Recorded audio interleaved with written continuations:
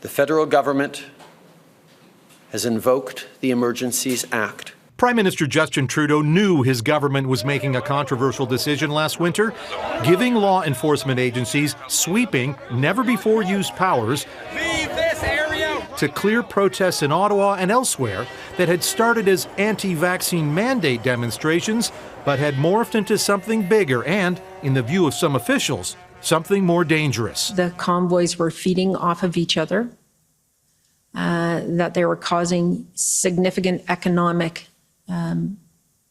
instability, that the violent rhetoric was increasing rapidly and exponentially. As the Prime Minister's National Security Advisor, Jody Thomas was one of the most influential voices advising Cabinet to invoke the Act. She testified at the Commission that that was the right call. We needed to take swift and decisive action to bring this national crisis to an end. But her view was not shared by all. The Ontario Provincial Police, for example, said the protests could have been cleared without either of the federal or provincial Emergencies Acts.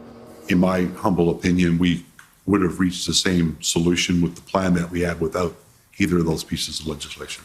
Evidence has emerged that RCMP Commissioner Brenda Lucki thought invocation of the federal act was premature, that not all tools in the toolbox, as she put it, had been used. That said, she testified that the powers given police did help. Those authorities ended up to be useful with the plan. Protesters themselves have been commission witnesses, and not surprisingly, they think the Trudeau government overreached.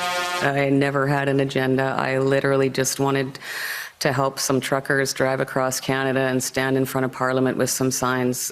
That was literally what I had envisioned.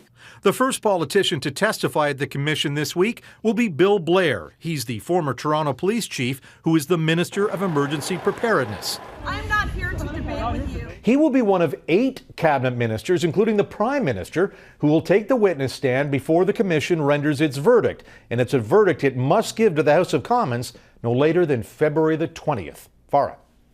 David Akin in Ottawa. Thank you, David.